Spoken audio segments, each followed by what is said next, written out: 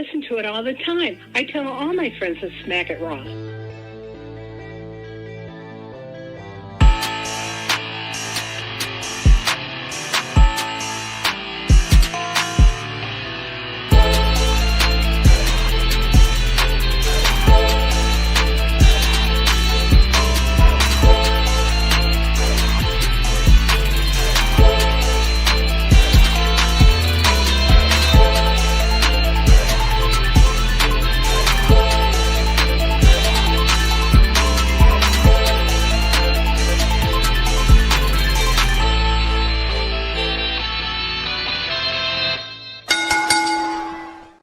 Following podcast contains mature content. The views and opinions expressed by the host are not necessarily those of the host. Listener discretion is advised.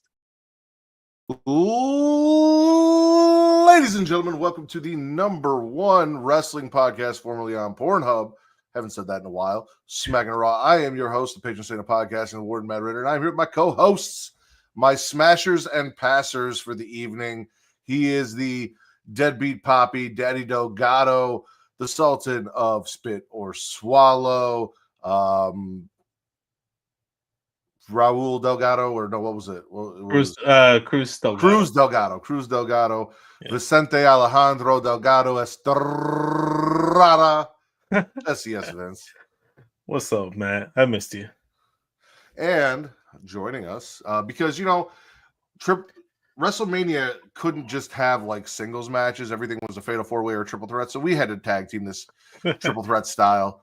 He is purveyor of Rivet City Radio, host of Botch Spots and Chair Shots sometimes when it happens. He is a chef by trade. He is a mark by choice. And the guy that felt my best friend up all weekend, he is the Will Gray. I am really glad to be here. The honorary oos of all things Creation World. I'm on Creation World as much or more than I am Rivet City Radio these days.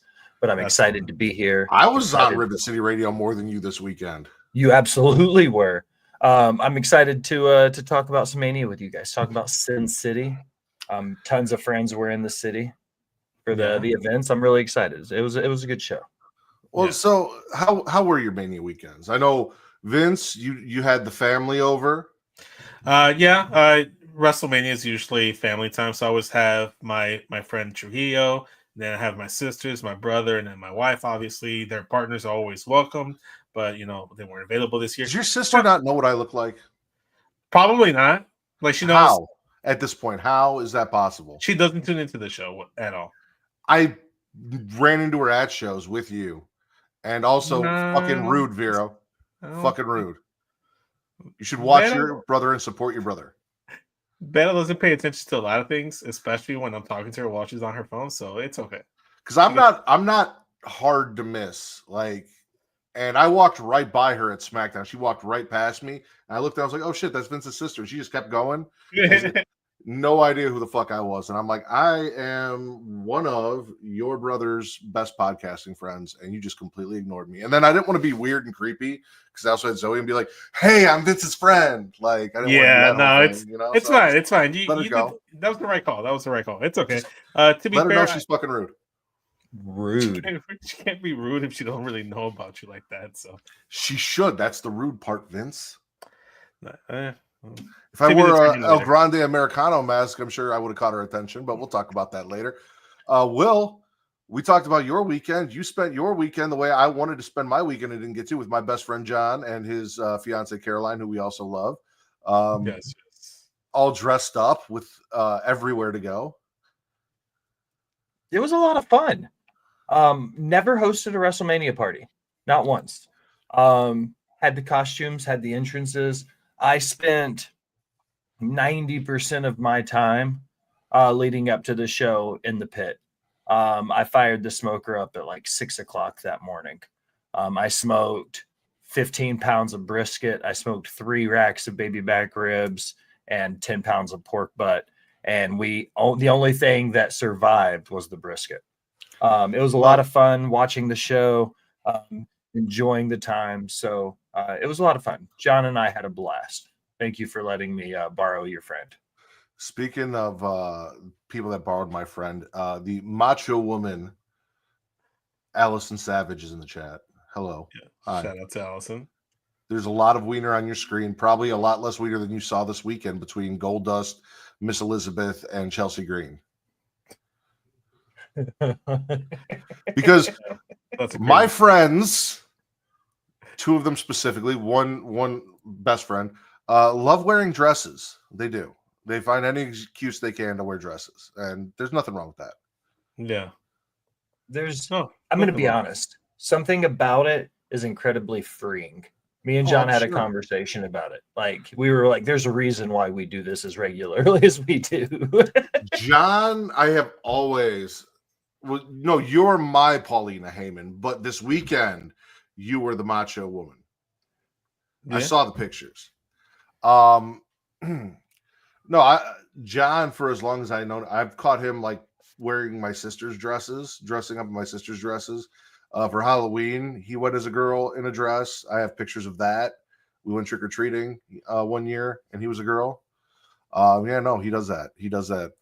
And he enjoys it. And I fully expect him to be wearing a wedding dress at his wedding. So if he's not, I'm going to be fully disappointed if he's not also in a dress. We discussed it. What up, TC?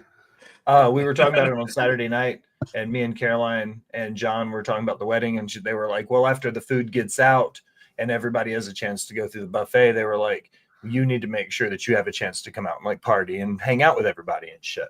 And I was like, yeah, of course. And I was like, I'll need to change too. Justin, Zach's brother, was like, is your wedding going to be wrestling themed? And Caroline was like, no, it's pretty normal across the board.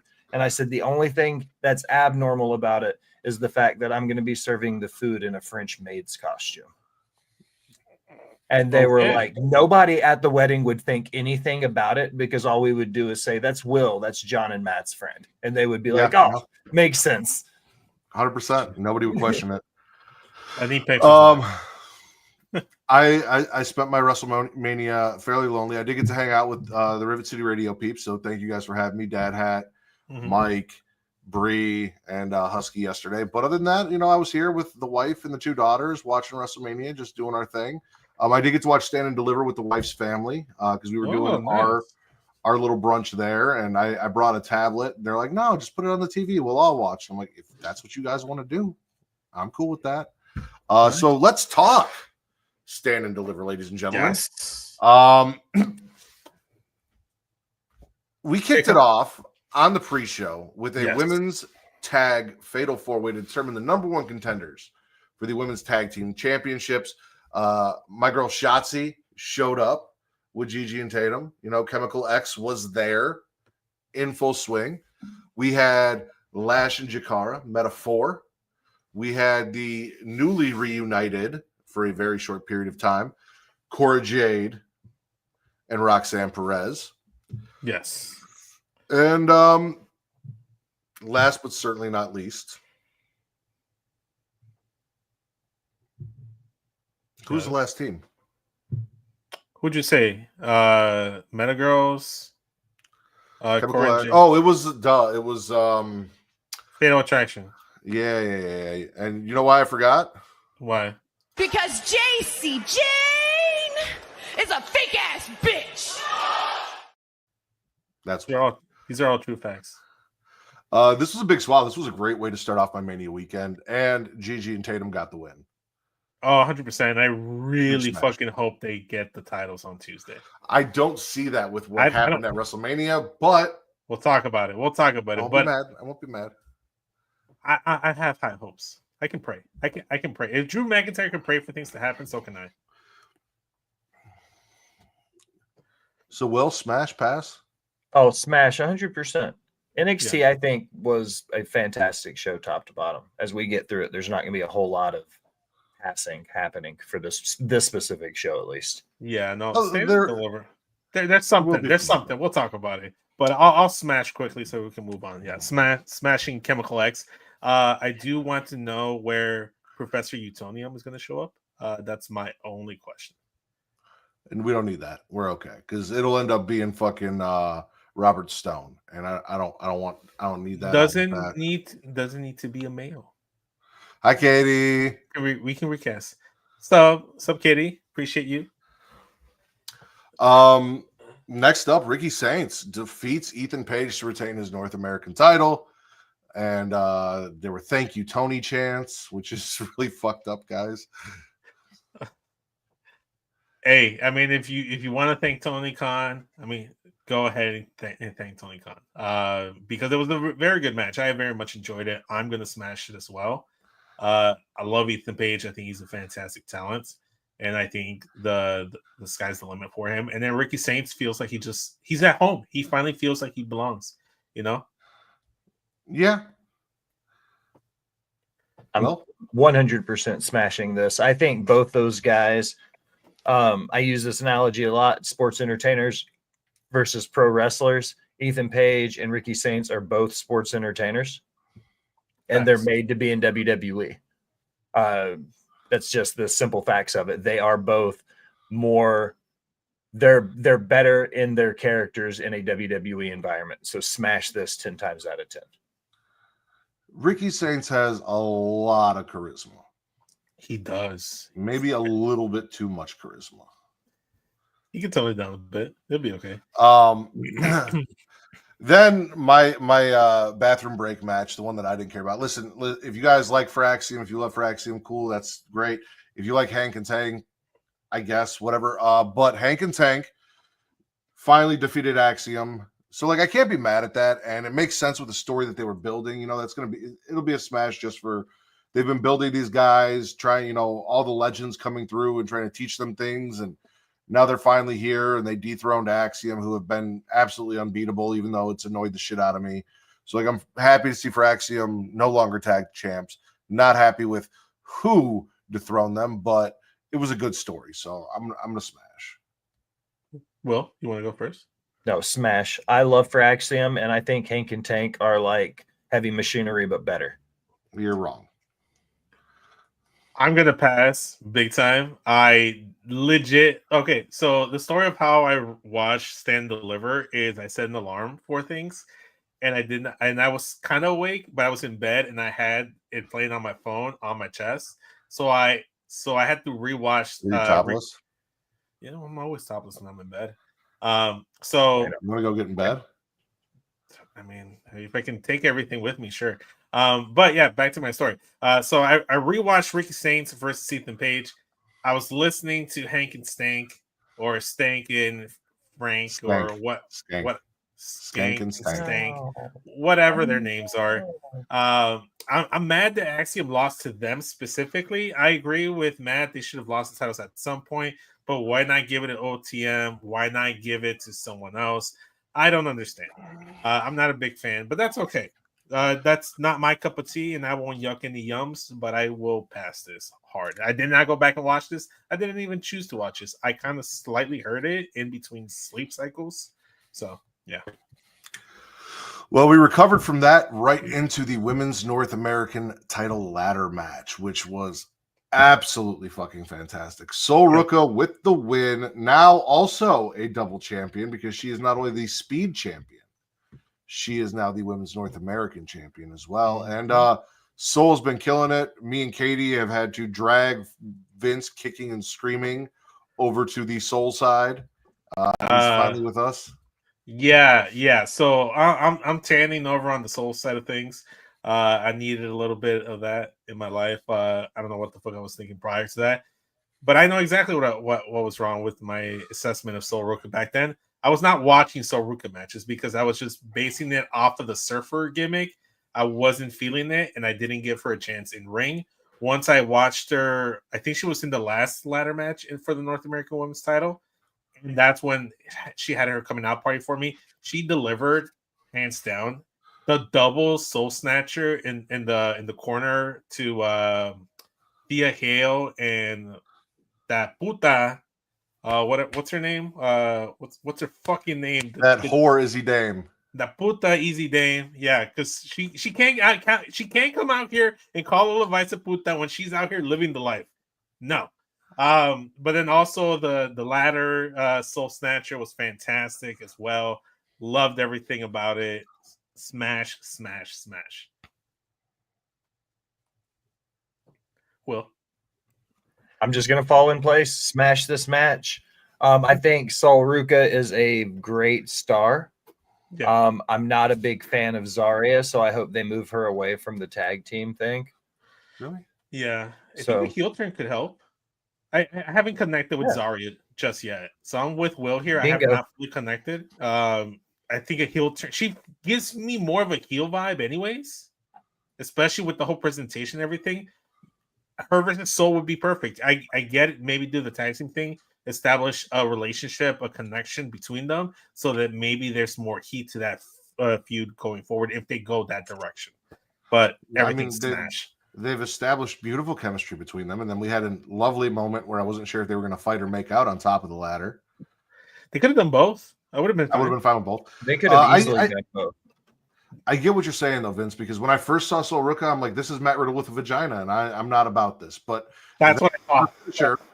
That's what I finisher, and I was like, okay. And then I watched more and more, and I realized, yeah, she's a surfer, but she's not a stoner surfer, and she's actually really fucking awesome. Yeah, exactly. So instead of like surfer stoner gimmick, it's more of what's that TV show? Hold up, I need a quick Google search real quick. Well, he's doing that. Speaking of Matt Riddle, apparently my friends saw Matt Riddle in Vegas, and none of them yelled Ritter over Riddle to him, and I'm still a little offended and hurt. I had a They grandeur mustn't have my back. plan for when I thought I was going to meet Matt Riddle. It didn't happen. I'm gonna step on his toes if I ever see him. Just letting you know. Rocket Power. Rocket Power was the show I was thinking about. So she gives more Rocket Power vibes of Nickelodeon back in the day of my youth, and that's why I fuck with her a little bit more. So I was wrong. I judged her. Well, you were wrong about that, but you weren't wrong about the next thing, you fucking asshole. I'm not happy about it, Matt. I'm not. You seem pretty happy about it. Everyone in the chat seemed pretty fucking happy about it, but me. The family versus Dark State. Of course, Stax goes and grabs the crowbar, and Tony stops him. And then Stax makes the save with the crowbar, and Tony asks if he can trust Stax, and he turns his back, and Stax hands the crowbar away. And then the first of many kicks to the dick, WrestleMania weekend. Man. Stax turns on the Don. Jesus. Costing them the match against Dark State, breaking my fucking heart, and causing an endless amount of ridicule from Reek in the chat, who is still not allowed to watch and or reference Goodfellas or The Godfather. Hi, Zoe. Hey, Zoe. How's it going? Vincent will say hi. Hi, Zoe. Where's Allison? Allison is somewhere. I don't care about Will. I'm here for Allison. Wow. Okay. There's Allison. Hi, Zoe. I got a slap bracelet. I see. That's so cool. What was your favorite match with NXT that we watched this weekend? Toddy Round. That wasn't NXT. Beyond Tour. Nope, not NXT. Close. It wasn't NXT. Stephanie Vakir, Trick Williams. Stephanie Bakir versus Trick Williams. That was not a match. That would be an awesome match. That would be a great. That was a fantastic match. There. Who's coming on? Uncle Travis. Oh, it's taking a minute to load up. That's okay. His camera's a little slow. Could be a browser thing. Speaking of Stephanie Vakir, hi Travis. Hi Travis. How's it going? What's up, man? Good. If we're not counting the women's Fatal 4-Way tag match of the pre-show, our first, well, I guess no, it would be our first triple threat of the weekend. Stephanie, or no, that was that a fatal? Wait, we didn't finish the. Oh no, we finished. You put bad juju out in the world, and I had my heart broken, and it's a pass. Where did you finish? All over, Matt. I also pass this. I don't anything that messes with the family. I'm pretty much against. They're my favorite thing in NXT. I pass it. Look, man, I just saw the signs coming. As a Rey Mysterio fan, I said this in the chat. I'm a Rey Mysterio fan, so I can see when someone's about to turn on my favorite wrestler. So I knew that the Dom was going to get turned on. Like, I saw the signs. I have PTSD. I have trauma. So the Don of Smackin' It Raw would have been very turned on if we had just not done what the fuck we did. Unfortunately, we didn't. Maybe you get it better on the boss going forward. Yeah, I'll pass it too. What we passing? Who's upset? We're talking about NXT. We know you didn't watch that. I didn't. You right? Yeah, I know. Women's Fatal 4-Way: Stephanie Bakir versus Jada Parker versus Julia versus Jordan Grace. Yes. Stephanie retains. Hard smash. I can't do what Booker T What's does. the hard smash? Jordan Grace? You smashing Jordan Grace? Oh no, we're smashing Stephanie. Go check out her gear from Stand and Deliver. I've seen that already. Yeah. I didn't watch the show, but I saw that. Well, I know you're a Charlotte Flair fan, but I'm sorry. Stephanie Bakir needs to copyright that move that she does, so Charlotte can't use it going forward because Stephanie does it better. You are woefully misinformed, sir. No. Even Stephanie commented to it. She's like, I don't know. There's just something different about mine. And I'm talking about the Charlotte shit. What about it? Oh, I turned on Charlotte hard about 4 weeks ago. Daddy, We'll talk about it when we get to the match. But yeah, okay. I turned hard on Charlotte on this show. Actually, I was talking. Yeah. Okay. Fair enough. Okay, but that's a big smash. The Fatal 4-Way match, fantastic. Love. I know Travis doesn't like multi-person matches, but if you go check out the last two matches, Stand and Deliver, especially listen, it was BBC all up in the main event, ladies and gentlemen. It was Trick Williams versus Obafemi versus Javon Evans, and one of those C's was bouncy. One of those C's was big and bad, and one of those C's was a trick. Matt is officially the new host of Botch Spots and Chair Shots. Yay! Look at that. Nice. Tricks got whooped. That already does too many podcasts. He doesn't need another one. He'll take it on though. Yeah, you heard Zoe. Tricks got whooped. Yeah. Young OGs got bouncy. Obafemi retains. Huge smash. That was a hell of a fucking match. And it was fantastic. I thought Dark State was going to get involved somehow, and we get a reveal that either Trick or Javon were like the ringleaders of this group, but we didn't get that, which was still fine. I have no problem with nepo babies at all. Like I've said this before, if I got juice, I'm hooking my kids up. I have no shame about it. Right. She gives nepo babies a bad name. Do you have to do that right behind me? I think she does. I think this is great content. Someone needs to clip this. No, I'm not. I'm thoroughly entertained for sure. Altogether, NXT Stand and Deliver Smash Pass. Smash. All except for the one thing. The two things family, for me. Yeah. 2 things for me. I wasn't a fan of Stanky Hank or whatever. Yeah. No, it was a smash. It was a great show. Arguably the best show of the weekend. I disagree. I would sandwich it between the 2 nights of WrestleMania, and that, ladies and gentlemen, is what we call a tease in the biz. Okay. What? You said I'm hosting a show. I personally are you going to host the night show? one over night 2. But, What? I'm going to host it with you. You want to sit with me? Okay. She said she wants to host it with you, so I think you should. I mean, Rue hosted that press conference with Becky Lynch, so hey, might as well. What is the shirt that you got from Wrestling? The most entertaining thing that happened last night. So you remember how to do it? You remember how Uncle Travis taught you how to do it? Yeet. Which is what we did in the opening match of night 1 of WrestleMania, as main event Jey Uso taps out Gunther to the IWC's outrage for some goddamn reason that they gave a fuck that Gunther tapped out. Yeah.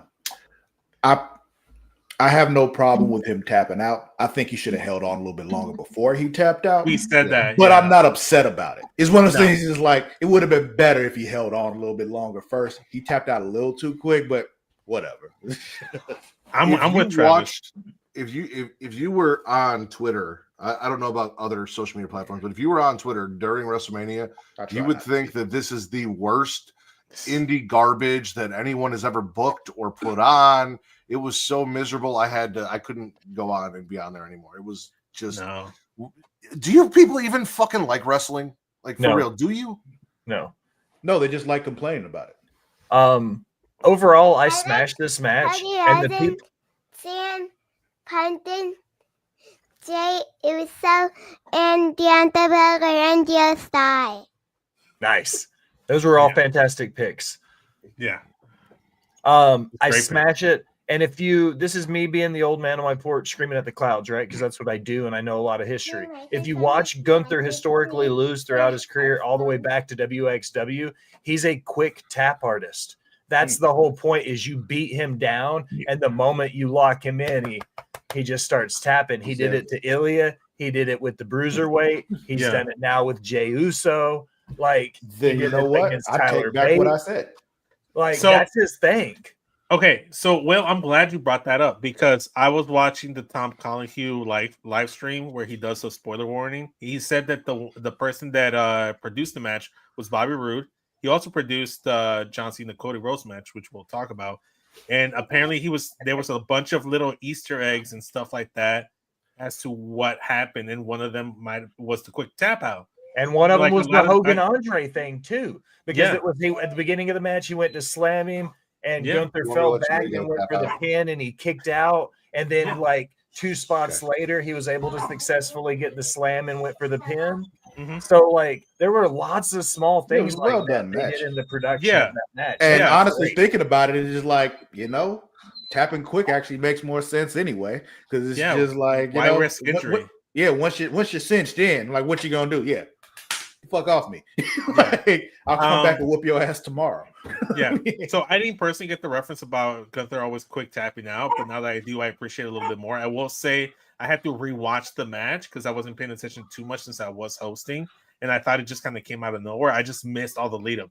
He took 3 splashes, a spear, a super kick, and then a power bomb, a Gunther bomb, and then he got choked out. So so if you kick me, you spear me, you power bomb me, and then splash me 3 times, I'm gonna tap out quick too. I can only take so much eating. Front kick. There you go. So smash is all around, I think, for the 100%. So I know people say Jey Uso only has 3 moves. I'm gonna need him to go back down to 2, because I don't ever want to see him do the spear again. I need him to stop doing the spear. He does not have a good spear. I'm sick of it. Talked about people doing the spear too much anyway. It's just right now it should just be Braun Breaker, and that's it. I disagree, but cool. Who else? Well, Roman still has to do. About to say, no, I have been adamant, and I am the only person that has ever said this or thought this, because Roman's finisher should be the Superman punch, and he should not be doing the spear. Yeah, because you're wrong. That's why you're the only one that says this, because you're wrong. You're wrong about that. I'm with Travis. If it's really a Superman punch, it should be a finisher. Neither here nor there. Superman doesn't finish anything. You would not be okay with somebody's finisher being a fucking puncher. You know it. That punch, I absolutely would. No, you wouldn't. I would. You would. It'd be just like the Sweet Chin Music. It'd just be like the Black Mass. It's not like the Sweet Chin Music. Don't tell that. Oh my god.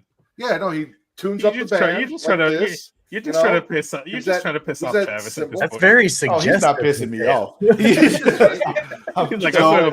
I'm fine with telling him he's wrong over and over again. I don't know if y'all know this about us, but I will do this all day. Yeah. War Raiders versus the New Day. Big E did not come down, did not interfere, did not show up, did not interject, just sat his happy ass on the kickoff panel and nothing, which to me made this entire story, this entire getting to this match and having this match and having them win feel like a complete waste of time. And I think the Street Profits it's not over. And their match on SmackDown, if you're going to do something with Big E, you do it at WrestleMania. Otherwise, why do it? Because you can do it right after WrestleMania. Because Raw is pretty much a big enough deal that you can do it there too. Not under Triple H, it hasn't been. He said he was Raw's bringing it back. Been trash. He said he was bringing back Raw after Mania. He specifically said in the press conference, not that it was a real press conference, to make sure you tune in tonight, because tonight has just as many twists and turns and big spots as Mania did itself.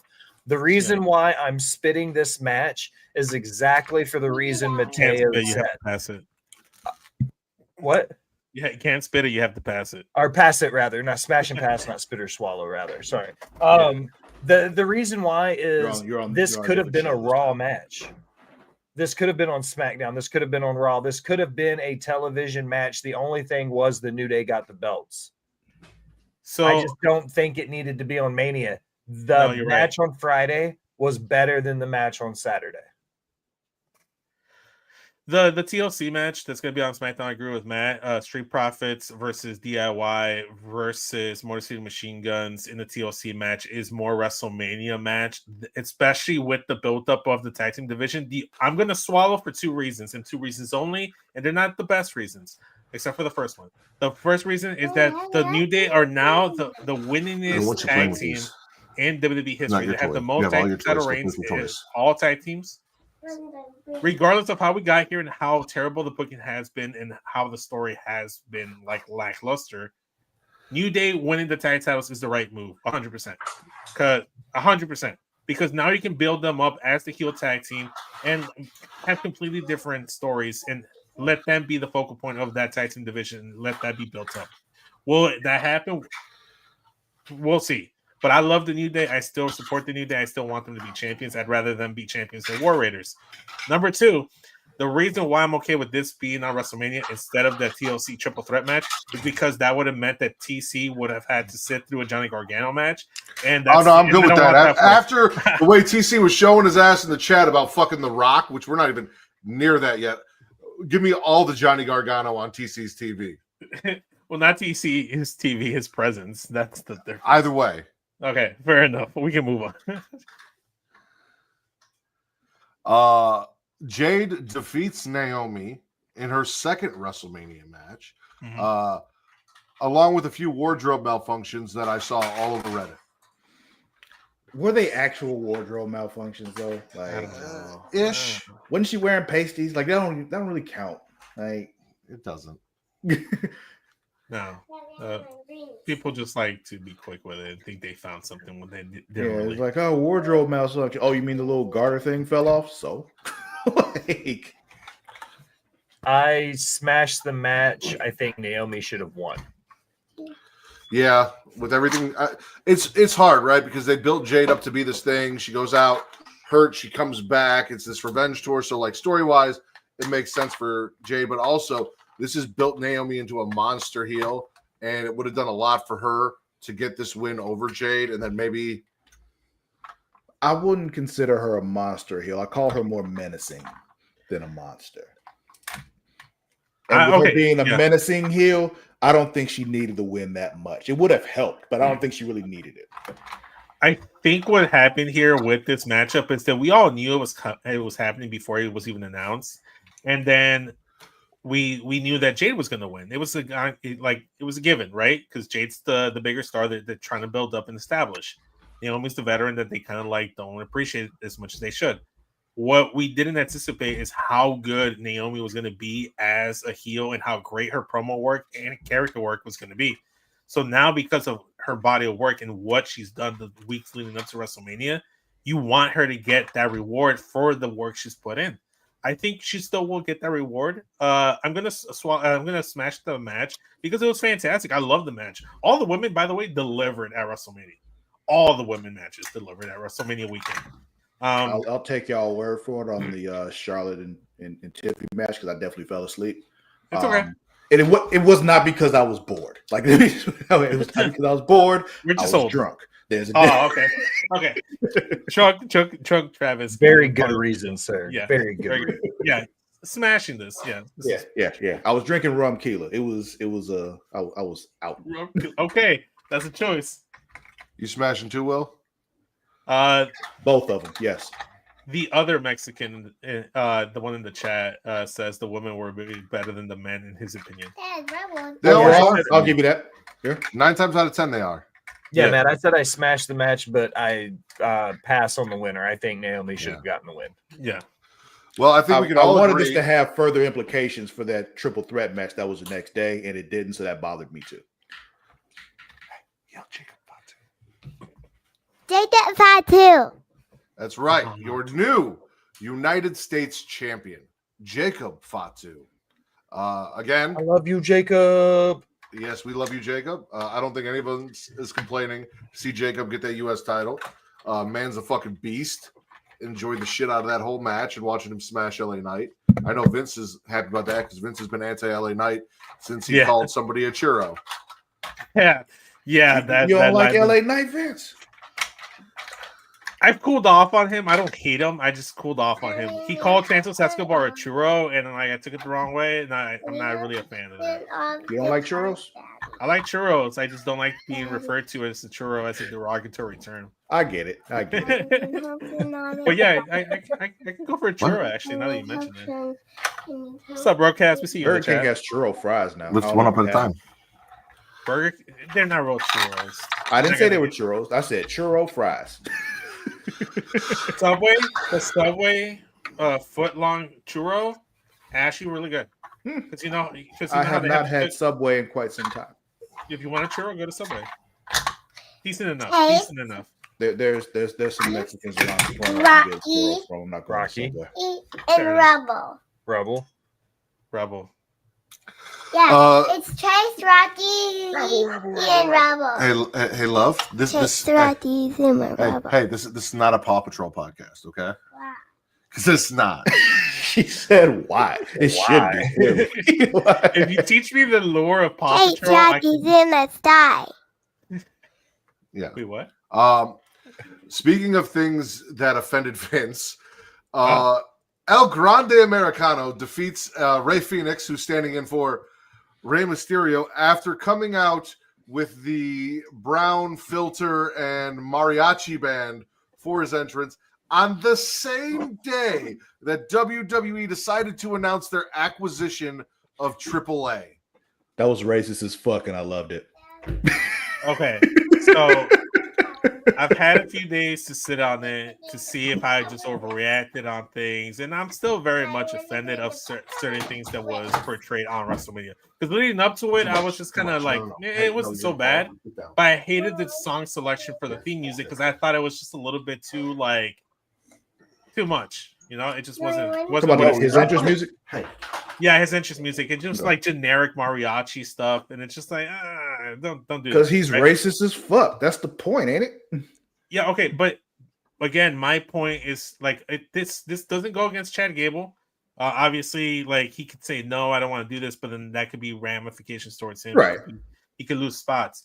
But on the heels of a man that has segments in the past that like specifically with Booker T was like people like you, but then also you have him the week of talking up the president about how great of a heel he is and talking highly about him.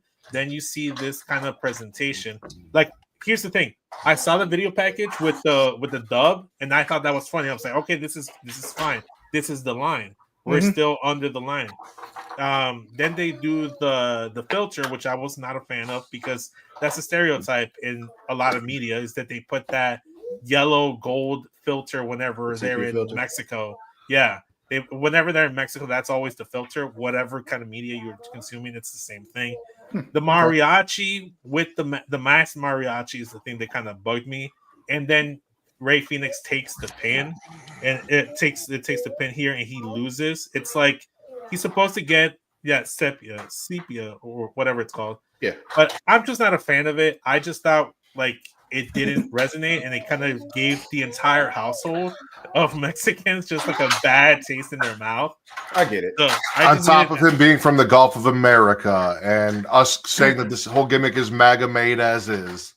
Yeah, so let me ask. Yes. Because again, he was I'm not definitely Mexican, so I don't know. He was definitely going to be Rey. He was definitely going to be Rey. And Rey, I wouldn't have been as mad, but they would have had at least unmask him. You got to give some kind of comeuppance. Yeah, I think Rey would have put him over.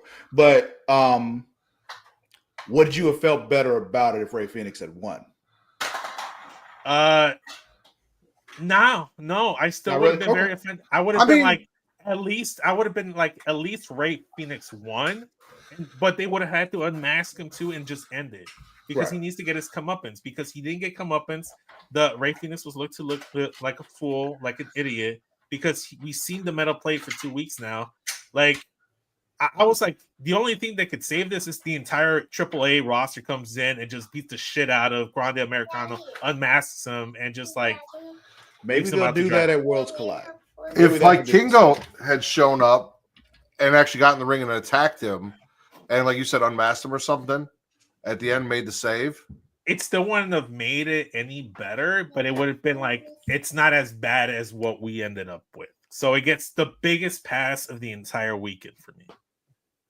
Agreed. That's the end of my little soliloquy and speech. I was already gonna pass on it anyway, just because the only thing that was funny to me with what you were describing first, the whole the dub over and all that kind of like this is all racist as fuck, but this is that funny kind of racist that's okay. Yeah. And then the thing is, there's a lot of other stuff you referenced from before. Mm-hmm. I don't watch every week, so there's a lot of shit like that I've missed. Right. So it's all that together, I can see. It's just that at some point it starts to becoming of like, oh, we're laughing together about this, and it's more of a I feel like you're laughing at me now. Yeah. Well, so I told when the Don stuff with Tony happened, I told Reek that this is one of those cultural things that Reek just doesn't get to have a say on about me being offended. Yeah. Like I'm just gonna be offended. It's an Italian from Chicago who I'm not a fan of any of this stuff. And it was the same thing. When this happened, I told Vince, I'm like, I'm gonna give you your time, you say what you want. Yeah. If you're offended, I got no argument for that. Though I do know at one point in the chat, Vince said if Rey Fenix doesn't win, I think this is gonna ruin WrestleMania for me and my family. And then Rey Fenix, and everyone's like, don't worry, there's no way Rey Fenix is gonna lose. And then he lost, and we were like, oh well. TC literally said, yo, that's not gonna happen. That's gonna be malpractice if it happens. And then it's like, well, there we go. Listen, I watched the press conference, and my daughter is way better on a mic than Rue is. So Rue is some practice. Camera shy. Yeah, Zoe is not. Like, not to talk ill of a child, but Rue crashed and burned harder than Charlotte did when she had that little promo going back and forth with Tiffany. So you need what's Steph Curry's daughter's name? We need to bring her back. Press conference. She was singing songs and shit. Yeah, I can't. What up, Jalen? Riley, speaking of Plank, as we like to call Charlotte around here, because she reminds us of Plank from Ed, Ed and Eddie, because she's flatter than Plank, and her makeup looks the same. Tiffany Stratton. First and foremost, all Zoe saw of this match was Tiffany's entrance, and Zoe loves the Barbie movie. So this was like the Barbie house and the boxes and all that. This was so cool for Zoe. She has been a huge Tiffany Stratton fan for a little while now. Loved this. That was awesome. I don't like it looked like she chipped a tooth, but then shortly after she was on social media with a full mouth of teeth. So I don't know if she just had something on her tooth. Well, she has veneers. So my sister's actually a dental assistant, and she said she like messed up her veneers. So like she just cracked a veneer. Yeah, she cracked the veneer. Yeah, she capped it right then and there. But she's gonna need work. Cap it that quick? It's like a temporary capping, but like she's gonna have to go ahead and like get some work done for sure. These two were beating the shit out of each other. Some of it felt like for real. Oh yeah. If you look at Tiffany at the end of the match, it was 100% for real. None of those. She wasn't bleeding because she, that was all done the hard way. Like Charlotte beat the shit out of her and made her look like $1 million why she did it. Because I said it weeks ago. I said it weeks ago that Charlotte is a system quarterback. And when she doesn't have the system behind her, she fails. Zoe is also a 4-year-old. All I'm saying is my daughter is not camera shy and better on the mic than another 4-year-old. And I feel like as a father, I can say that. To be fair, you also do have more charisma. Sorry, than Seth Rollins. She is 4.5. 4.5. Get it right. Listen, I'm not even going to play. I do not have more charisma than Seth Rollins. I'm fucking amazing. I am entertaining as shit. I do not have more charisma than Seth Rollins. Just take the compliment and go along with it. Jesus. That was for Vince. I'm not going to lie to the people. I'll lie for him. I'll lie for you. Travis fell asleep during this match. I did. Travis did. You should go back and watch it if it interests you. If not, I'm not doing that. It was a fantastic match. I was contemplating whether this or the Fatal 4-Way match for the IC title was the third best match on the night, and I think I've landed on maybe this one being it. We'll see how at the end of this podcast if I change my mind. But it was a fantastic match. I love the entrance. Here's the thing. It took a white blonde woman to pick up a group of Mexican family that was so dejected after the Ray Phoenix stuff. We saw the Barbie entrance and we all lit up. I'm like, that's so cool. That's amazing. This feels like WrestleMania. That like completely took our mind off of things. The end of the match was fantastic. It was the second best match of the night. It did exactly what it's supposed to.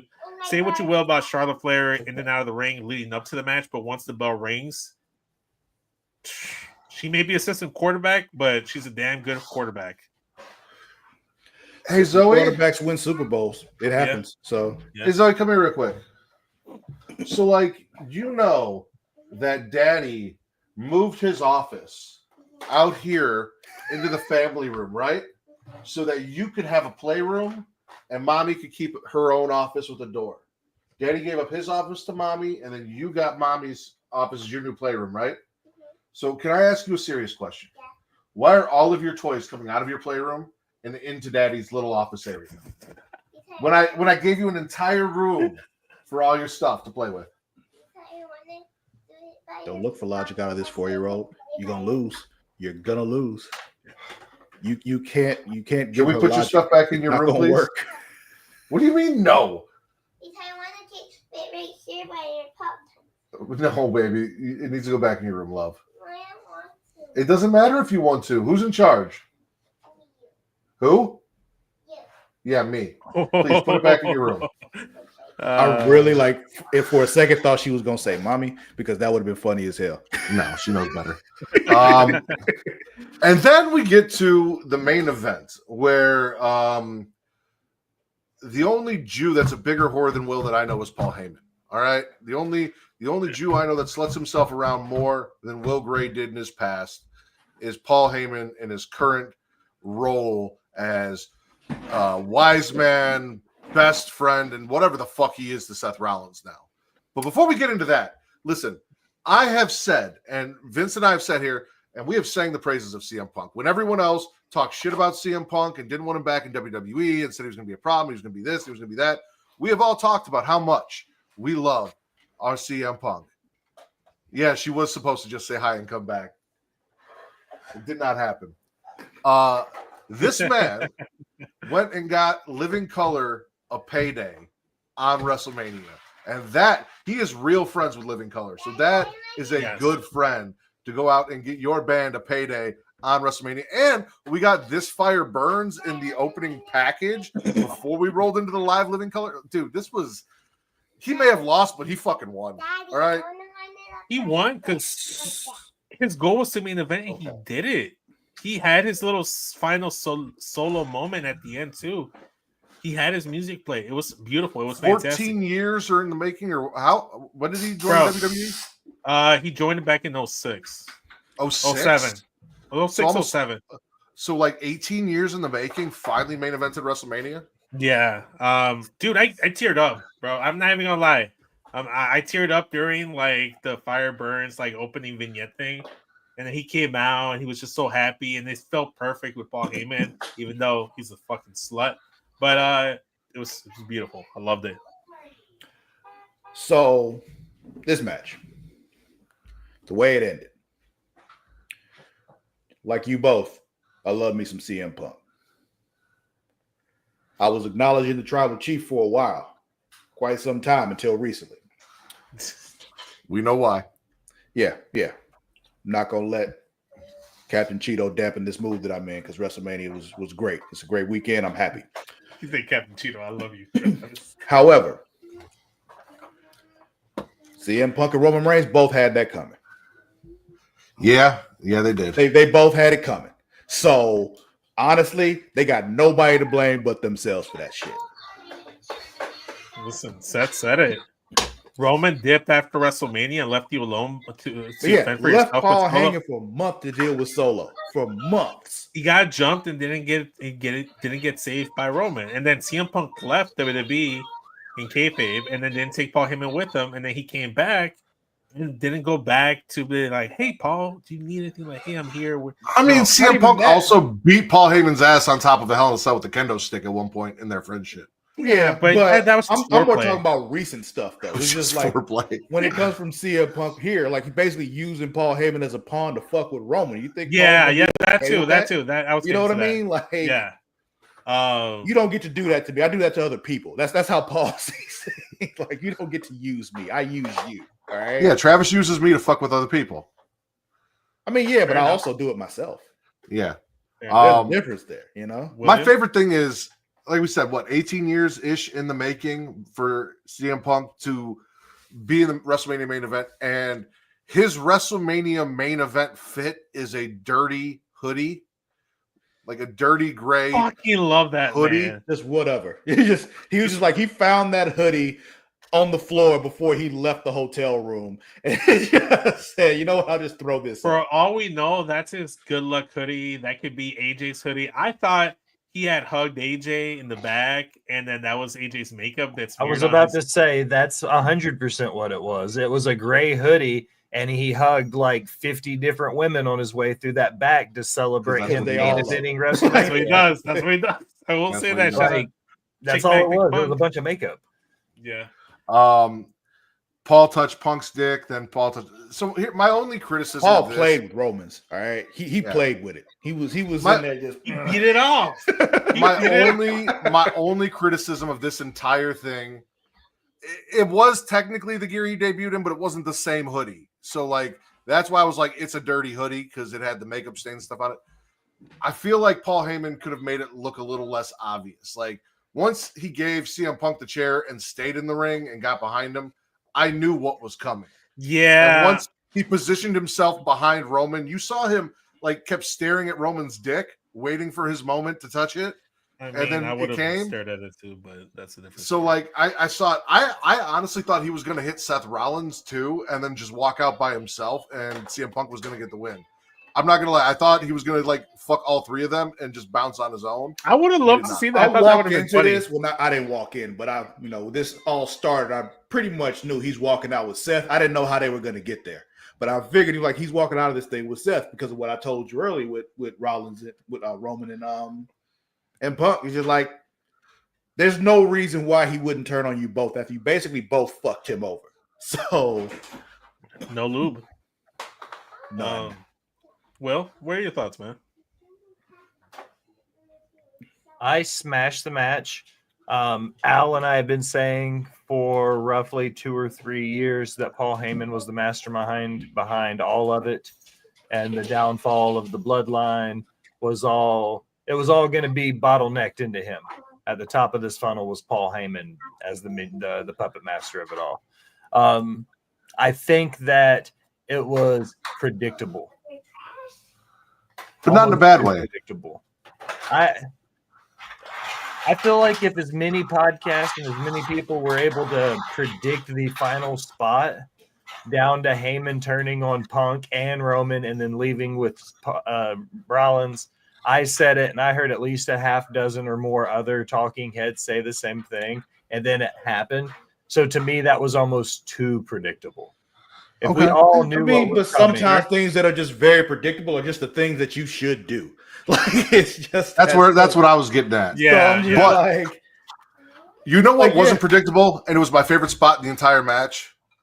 What was that? Seth Rollins calling Roman for the shield bomb, and Roman walking over there and uppercutting that motherfucker in the face. That was bombing both Seth and making both tables. Separate Hell tables. Yeah. That was fantastic. I expected them to shield bomb Punk and then maybe start fighting. I did not expect him to walk up. It was the same feeling I had when I watched Your Next and that woman got punched through the glass and I laughed and everyone thought I was crazy. When Roman walked up and just punched that woman, Seth Rollins, right in the face. And I did not expect it. Loved it. It was great. Smash all around. It's Yeah, probably one of, if not the best. If the best match of the weekend, if not the second best match. Yeah. Smashed it. Wake up in the morning, smash it again. I cannot say it's a bad spray tan after watching MJF for as many years as I have. That you don't get a worse spray tan than MJF. Yeah, you do. Well, in wrestling, in active wrestling. Oh, the spray tan was on his hoodie. Oh, I got you. Oh, okay. Well, I wonder whose bad spray tan that was. Anyway, WrestleMania Night 1. Smash Maybe or pass. fail. I don't know. There's plenty of people you could have hugged back there. Smash overall. Yeah. Even though it was not as good of a smash than night 2 that we'll talk about. Yeah. I'm smashing night 1. I said it earlier. I enjoyed night 1 more than I enjoyed night 2. So Okay. Smash. This was the third best show of the weekend. Fair. I'm kind of with you. I really enjoyed Stand and Deliver. And Travis, if you have not seen much of Obafemi, you need to go seek out Obafemi. I've seen clips. Yeah, no, that man, the double spine buster that he did on Trick and Javon when they ran at him, and he just grabbed both of them. Anyway, we're not talking about that. We already talked about that. One thing I do want to talk about while I got Travis here, because one of my favorite wrestlers growing up and one of Travis's favorite wrestlers both got inducted into the Hall of Fame for a match that they had here in Chicago. That is Bret Hart and Stone Cold Steve Austin. And the shade that Bret Hart threw at Triple H after shaking his hand on that stage, WrestleMania Night 1, just the roll of the eyes and the fucking Bret Hart. It's Bret. It's just kind of what he does. He's a bitter old man, and it's one of the things you just kind of accept. That's what he is. If you expect anything less, then that's on you. He is one of the first two people to have literally just him and his opponent to have a match of theirs be so highly touted that it got inducted into the Hall of Fame, and he's still sitting there like, yeah, no, fuck you, Triple H. I would too. He does not like any of them.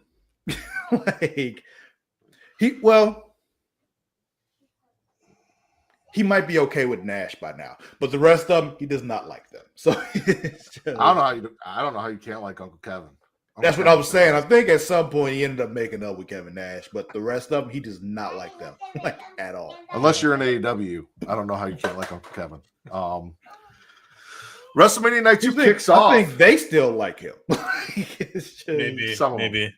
Because he's still just cool as fuck. WrestleMania Night 2 kicks off with two of my daughter's favorite wrestlers and Rhea Ripley. Io Sky retains her she title. don't like Rhea?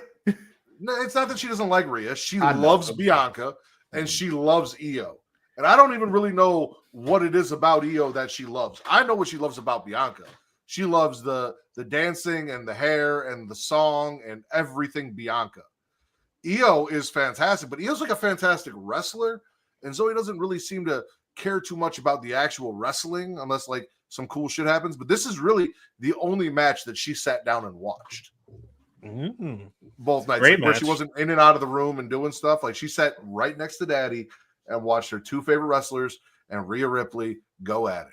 And she likes Rhea, but just not as much as the other two. Got it. Io retains, which made all the sense in the world with the way that they were treating Io. Also, the first Japanese wrestler in over 20 years to win a match at WrestleMania. Yeah.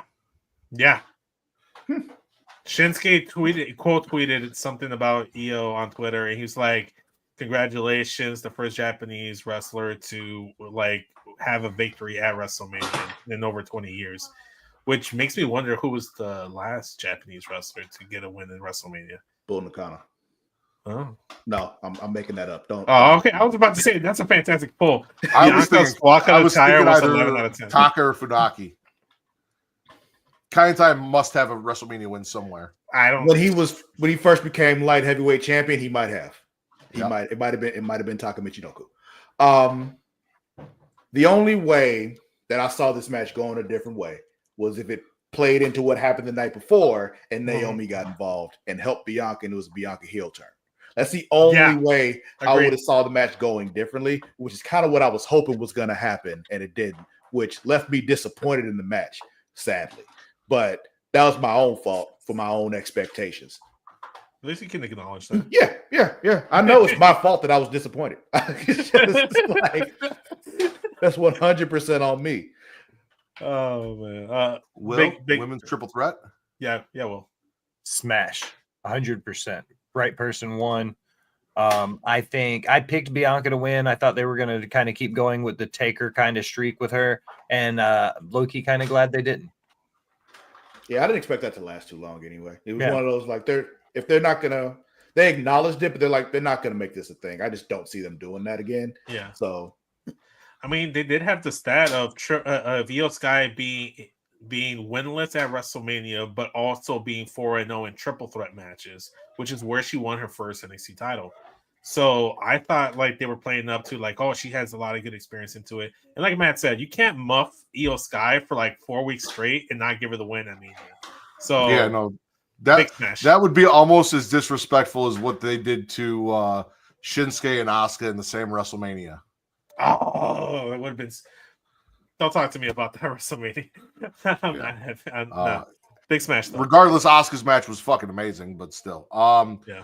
Drew McIntyre, with both of his eyes, defeats Damian Priest, which, you know, after his WrestleMania last year, which, you know, was on him for being a bitter little bitch, and not just taking his win and leaving and trying to rub it in CM Punk's face. That's what you get. Really great match for him. Nice comeback win after a hell of a year he's had from losing the title and everything he's gone through and all the losses that he's taken. Damian Priest showed out. My favorite move, the cross power bomb through a table from Damian Priest. You know, I love that shit. I did the same thing to Travis through some lawn chairs some years ago. Is he finally reached to that? Is he finally closer to that creative wrestler that you had? Now that you've done the cross power bomb? The Saint? Close. Yeah.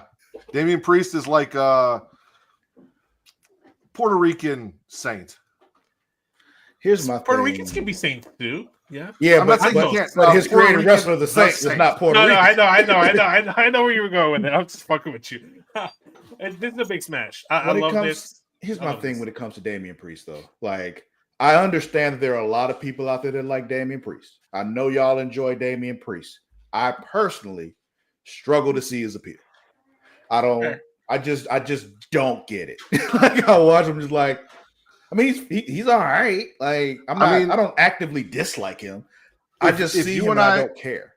If you and I had finished doing Return to Wrestling and we got into NXT, you would have seen the moment that I fell in love with Damian Priest. And that was when Damian Priest won the North American title and hopped in a hot tub in a parking lot in his leather pants with a bevy of bikini-clad beauties and champagne to celebrate. And from that point on, 95% sure we were watching NXT at that time for Smackin It Raw. And I saw it. I feel like I recall. I feel like I remember seeing that happen. That's where Damian Priest won me over. So for me, it's the Latino thing. So I'm supporting Latinos. Number 2, it's the hot tub thing after winning the North American title. Number 3 is that I'm a Judgment Day fangirl. So love me, Judgment Day, even like any other X members. And then he had a fantastic match with Bad Bunny. And I love Bad Bunny. So if Bad Bunny's cool with you, then I'm cool with you. So it still gets a smash though. Because the right person won, and it was a fantastic match. And that finish, that fucking Claymore in the corner to the steel chair, chef's kiss. If you watch him when he has the belt, he developed a lot. Not super over, but decent. Reek said. Yeah. I mean, I saw him with the belt. I still just didn't care. What about you, Will? What are you? Do you chef's kiss? Do I what? Chef's kiss? Street fight? Damien? The street fight was amazing. I think this was the longest build in WrestleMania, technically, because it started going into last year's Mania when Drew was fighting for the title. So technically speaking, like, give it to Drew and Damian for the long-term storytelling with their 14-month story now, because I didn't think about it till just now listening to you guys talk about it. This story goes back to before last year's WrestleMania. I was going to say the only one longer would be Seth and Punk, which we added Roman in down the road. Yeah, but yeah, that's been going since before CM Punk came back. Roman for years, though. That kind of goes back even further. But I feel like the Drew thing, it only really matters because CM Punk decided he was no longer going to give Drew his attention. So it was just, Yeah. All right, Vince, I'm gonna let you make this announcement for the next match. And if you don't know what the next match is by me letting you make the announcement, then I don't know if you deserve it.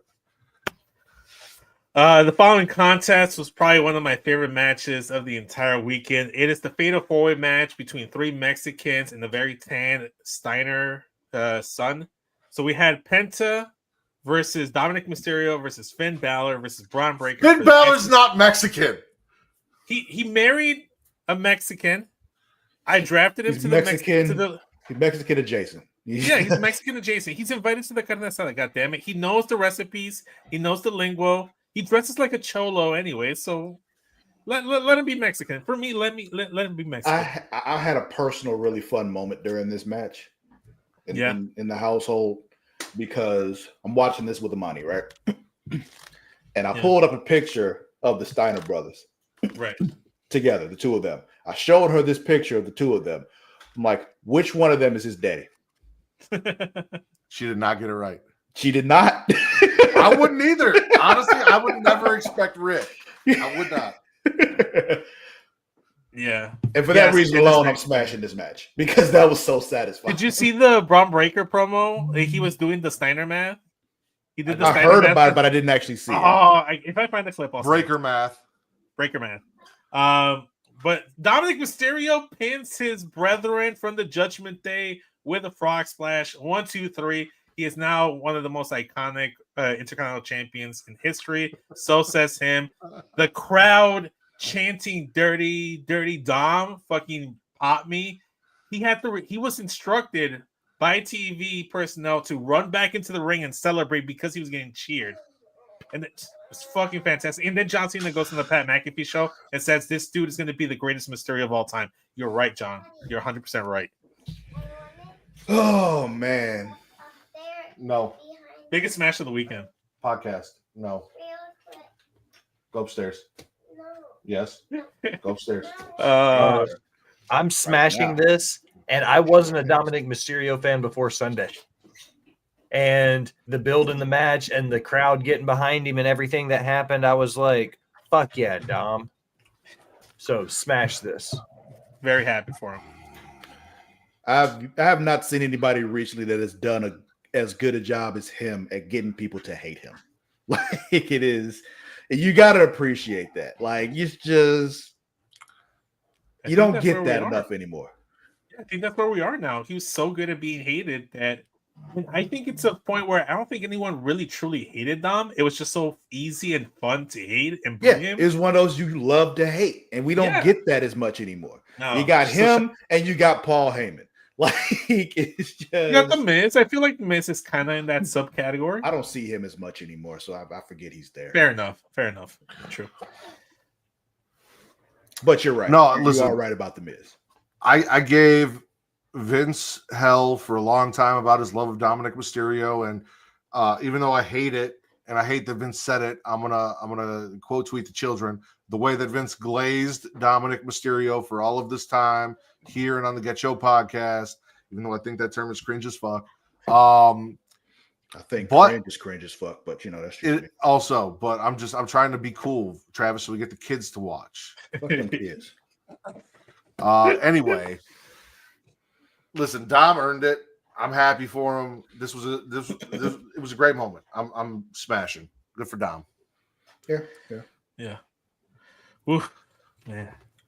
You know, it was even better than Dominic Mysterio winning the Intercontinental Championship.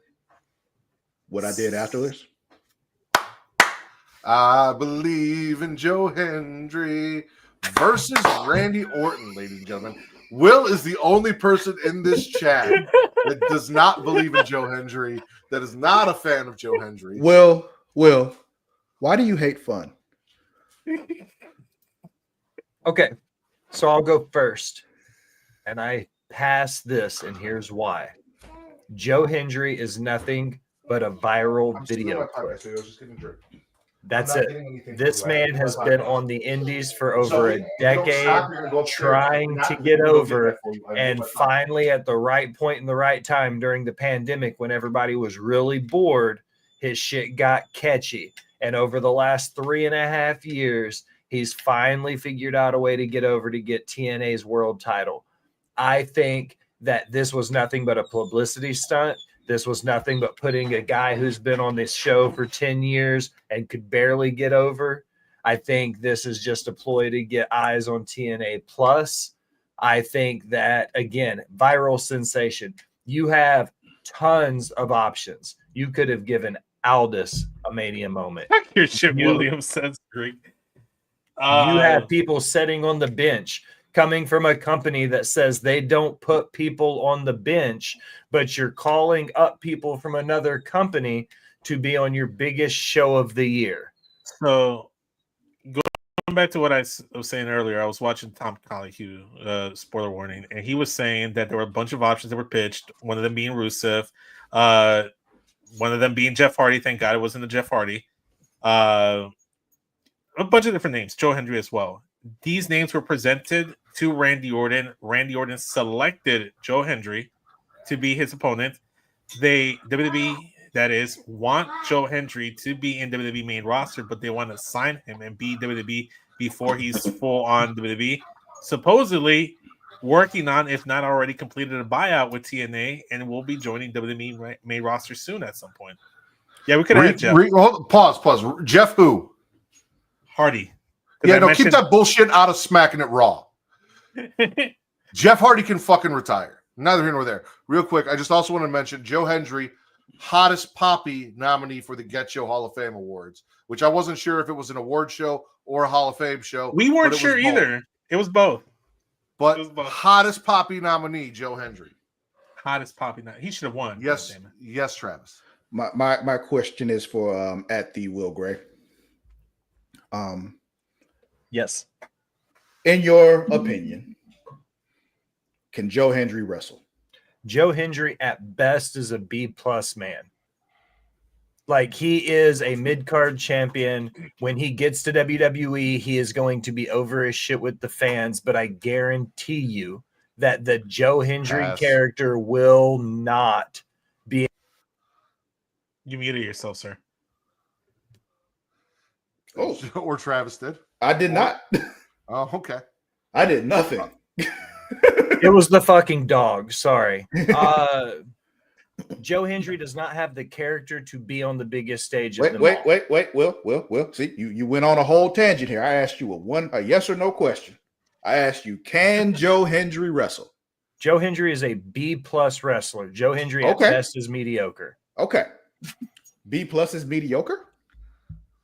I would say in a world of pro wrestlers in the biggest wrestling promotion of all time, if you're not one of the absolute best to do it, then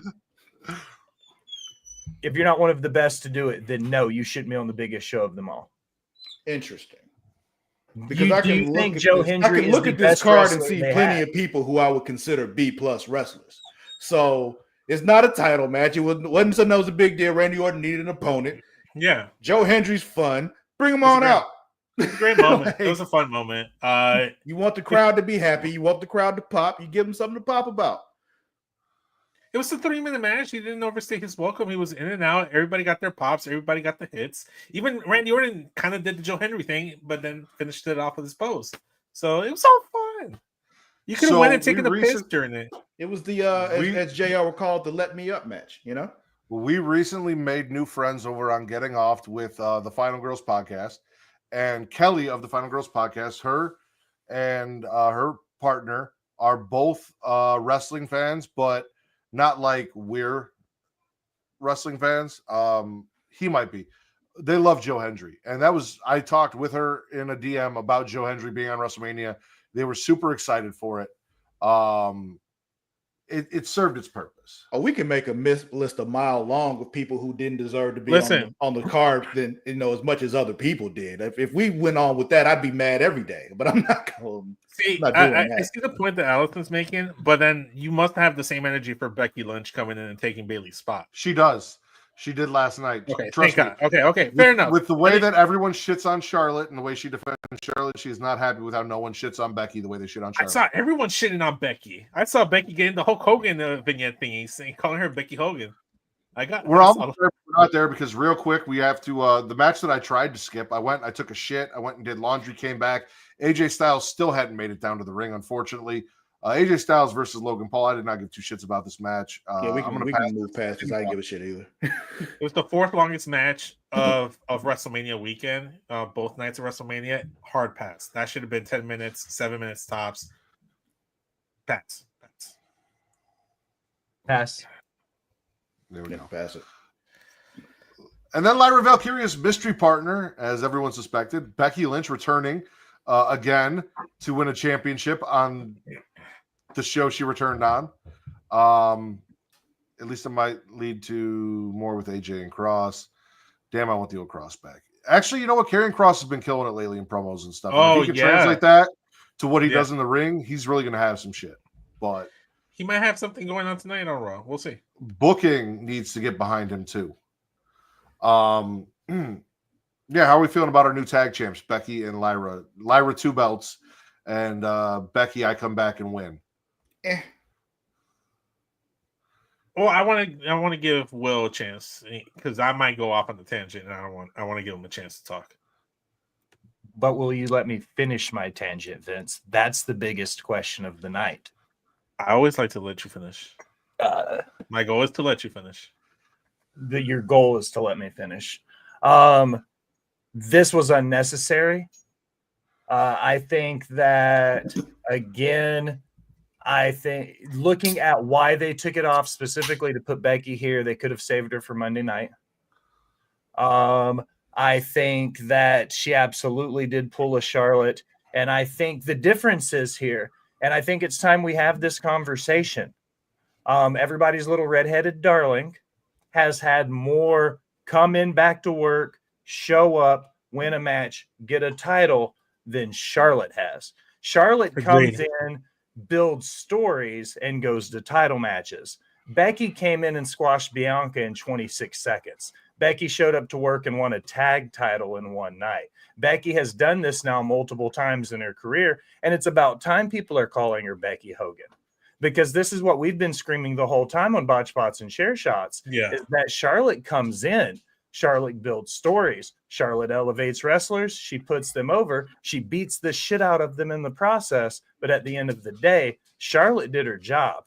Becky rode the pine, signed a contract, got paid millions, came to work, immediately won a title, and now she's all of a sudden the biggest thing in the company again. It's time we have that conversation that Becky does more of what everyone accuses Charlotte of doing than what Charlotte does. I think lately they both she does do that it, a little and bit I hate more. it on both. So So it gets a pass for me, and I'll go on this. I'll preface this by saying, logically, it makes sense given the history between the opponents and the tag team partner. Lyra and her, obviously mentor pupil dynamic. Lyra beat Becky to get the NXT title off of her. Who was the last person to take out Becky Lynch? Liv Morgan. So it makes sense all in retrospect. That's not my issue here. My issue here is that Bayley has been busting her ass all year round, being on PLEs and the main shows for NXT, Raw, and SmackDown. If she hadn't put Bianca over at Mania, I'd be with this, but she's definitely on the radar. She's on the spectrum for sure. My whole issue is that apparently they've been working out a deal with Becky Lynch for weeks now. They were just trying to figure out the right moment to bring her in. And then she was the one that okayed. They picked the wrong one. Becky picked the wrong one. Here's the thing. Up until the day of the show, it was supposed to be Bayley. Like, the original plan was supposed to be Alexa and Nikki Cross versus Liv and Raquel for the tag titles. But both Wyatt family and Wyatt 6 and Alexa weren't available because Alexa has a limited schedule date now with her contract. So they're trying to save her dates more towards the end of the year. It's crazy to me that you have a limited schedule and you can't make that work for fucking WrestleMania, but that's neither here nor there. It's stupid regardless. But Bayley was put in this spot. Yeah, I thought it was just because the Wyatt 6 wasn't the story at the moment because people was hurt, so they just didn't. They were just hurt. I don't even so want to they're talk not about using. that. They weren't using Alexa because they want to save her for Wyatt 6 stuff until everybody gets healthy. Supposedly is the word, right? So you have Bayley. She's lined up already. She's taking that spot. You're taking Bayley off of WrestleMania, who you continuously praise, and you screw over. And just for Becky Lynch. Becky Lynch literally has to pull at this point to be like, no, that's Bayley's spot. I will show up on Raw after Mania. Bayley is the female version of Corbin now. They can't find a gimmick that works for her. Everyone likes, but the title reigns are boring. Corbin never had title reigns, so I say she's above Intercontinental title reigns. Bayley storyline wise has not been interesting to me, and since she was teamed up with Sasha. Like since then, it's like I've seen her just haven't it just yeah, but like if So it's a disservice to Bayley, but it's also a disservice to every single woman that was in that women's tag team gauntlet match to have Becky Lynch put in that match just to get the WrestleMania pop. She could have shown. Let's do time. We got 10 minutes before the start of the Raw after WrestleMania. We have one more match to talk about. I got to cut you off, Vince, because in our main event of night 2, break Ric Flair's record. Ric Flair swore up and down that he would run out of the crowd and make sure this didn't happen himself, and that lying bitch was nowhere to be found. John Cena. Word is he tried, but he passed out halfway down the ramp. Not passed out hard enough for a point on my Deadpool. Seth and Paul rumored to be, Seth the third man, Paul being, didn't see any of that. The Rock didn't show up. The Rock opted to really piss me off and send Travis Scott out there in what was a match that I otherwise really enjoyed. But I didn't need Travis Scott when everything happened at Royal Rumble. And I definitely didn't need Travis Scott in the main event of WrestleMania. Yeah, normally I'd be down for Travis in the main event at WrestleMania, but not this one, Yeah, no. Other than that, really enjoyed it. Cena, 17-time champion, broke the record. Everyone was shitting on his match. He's like, yeah, I told you I was going to ruin wrestling. Like, he's playing into the gimmick fully, and I respect Cena for that. I needed him to win dirtier than that, but I get it. Yeah, I needed it to be quicker. But I will say this about the Travis Scott thing. I don't really need him, but if he was going to be a variable, have him be quicker with the fucking running and interference, or have him come out with John and be a factor on ringside throughout the entire match. Like, or just don't have Travis Scott out there. Like, just because he took so long, you're out here anticipating. You're anticipating like fucking The Rock or Stone Cold, and no, we got none of that, and maybe that's our own fault. Got our expectations too high. Yeah, they set a precedent last year. It was just kind of like you set the bar way up here. You can't really be upset when somebody is not happy about it not being at least here. Yeah. Well, I wasn't expecting to be up here again. You don't get what we got last year twice. I don't expect to ever get that again. But I needed you to at least be here. Rumor is Stone Cold was arrested for drunk driving and vehicular manslaughter. He was unavailable for the main event. Not manslaughter. She didn't die. Vehicular assault. Attempted manslaughter. Yeah. Okay. Well, it seemed like you were trying to say something, Will, earlier before Travis started going. My bad. Yeah, I was going to make a really inappropriate joke about how the world seems to forget that Travis Scott didn't stop his concert when 4 people died in his crowd. So I'm not a Travis Scott fan in any capacity. The man kept singing while they were dead people in his mosh pit. Like, to be fair, though, for making inappropriate jokes, that makes him perfect for WWE because the show must go on. And I don't think he's anywhere big enough right now to be in front of 60,000 people and make it believe like it means anything. When he came out, I was like, why? Like, I understand that he came out before and he gave Cody a black eye, but even then at Elimination Chamber, I was like, why? All because he's got a collaboration deal. And again, I go back to the fact it's all about the entertainment and the money. Well, it didn't mean much to us. But to a whole lot of other people. My brother is like one of the biggest Travis Scott fans that I know. He even got the Travis Scott Wrestling is Real shirt. He paid that ungodly amount of money, and he said this shit's stupid. Like, the fuck is Travis doing there if he's gonna take so long to show up? And then my other sister, the youngest, that also loves Travis Scott, says, why the fuck is he sandbagging Cody after the Crossroads? Like, get the fuck out of the ring, Travis. Both of them, and they're the Travis Scott fans, are saying, get the fuck out of the ring, Travis Scott. Don't get me wrong. The execution was poor. Poor execution. Him being there was what I was saying. There's a reason why. I get the reason why he's there. They were trying to say that it was not done well, supposedly. But also, Reek, I'm not playing these games with young kings. We're not gonna say we're indebted to Travis Scott. Cena easily could have done that without him. Talking about John Cena. That's been up there for a while. Oh, okay. No. He is talking about Travis Scott because he helped to secure John Cena the victory and make sure that Cody Rhodes. He put that comment up while we were talking about John Cena, though. Okay, I was just saying. They were also saying the same thing in the chat. We ain't doing that shit. Listen, you guys can be mad that you didn't get Rock versus Roman. That's on Rock. He said all it was on the biggest Rock match. He could have shown up. He could have done his thing. He didn't want to fucking be there. That's on The Rock. Rock didn't We'll care get it. enough. I think we'll still get it though. Maybe in 5 years. Because no, I'm feeling like because right now, what's Roman doing? Well, What's Roman doing right now? no, just any more thoughts you may have. No. Mania Night 2, smash or pass. Smash. Overall smash, best show of the weekend. Yeah, I got to smash. Even despite the only typical thing was just like 2 things towards the end, but yeah, it's a smash. Dominic Mysterio's our NXT champion. Got to smash. Our Intercontinental Champion. I said IC champion. It sounded like you said NXT Champion. No, I said IC champion. My fault. I can't pronounce words. It's okay. I'm excited. Or letters. Joe Hendry debuted on WrestleMania. Joe Henry debuted at WrestleMania. Let's go, man. You know the vibes. You know the Gotcha. vibes.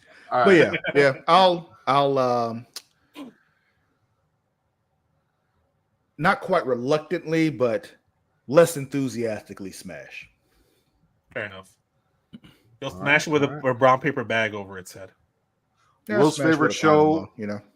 Not Will's smashing favorite it show of the raw. weekend, WWE wise, was WrestleMania Night 2. Travis's was WrestleMania Night 1.